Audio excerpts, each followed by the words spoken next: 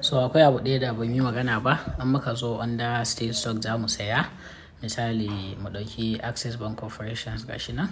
So bayan ya buɗe akwai abu ɗaya da na manta ba mu yi magana ba shine order book, wato wa'annan order books ɗin nan. Shi order books da su ake amfani ake sanin cewa wato how many demand mutane suke yi a the specific price da kaza sai ka set up ɗin price ɗinka.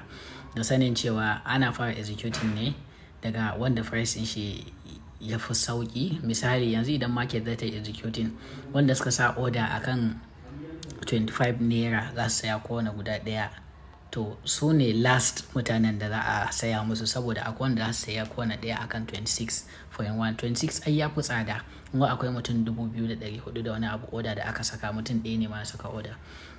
Sannan akwai kuma akan 26.05 gashi nan 25 point something. As it is going on execution, wato kasuwa a fara saya sai an saya ma wanda suka yi order, kasuwa ta sayar wa wanda suka yi order za su saya akan 26.1 buy orders kenan 26, sannan ya sauko kasa line nan haka za a bi shi.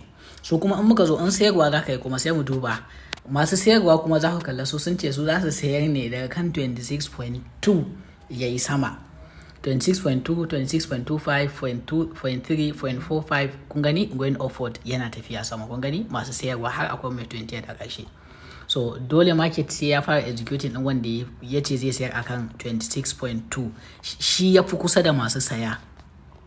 Saboda masu saya za su fara saya ne akan 26.1, su kuma masu sayarwa sun ce daga kan 26.2. kun ga digo ɗaya ne bambancin masu saya da masu sayarwa. Saboda haka yanzu idan aka samu wani ya ce to shi shikenan ya canza nashi zai sayar da nashi akan 26.1, to already dama akwai wanda shi zai saya guda 2,400 da wani abu akan 26.1, kenan zaka iya sayar masa duka ɗauka nan take.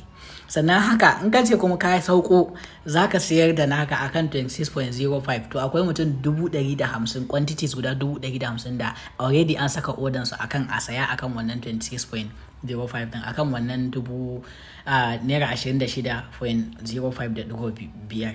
kun gane mutum akwai quantities guda 150 akan wannan za a saya. Idan kuma kace to kai shikenan kai tana da shi zaka sayar akan kowane guda daya akan naira 26, to already akwai mutum miliyan 1, akwai quantities guda miliyan 1 da 600 da wani abu da already an saka order ta. Saboda haka kana sa zaka sayar akan 26 naira dot kawai zai sayar automatic a wayannan. So shine order book. So ku fahimci yadda order book ne yake aiki, musamman in ka zo sayarwa zai kawo sauki sosai. So shine yana ɗaya daga cikin amfanin order books. Da za mu sake ƙara bayanai akai, zan yi ta yin bidiyo ina ƙara explanation ɗin concept ɗin Allah da sai kowa ya getin ɗin shi.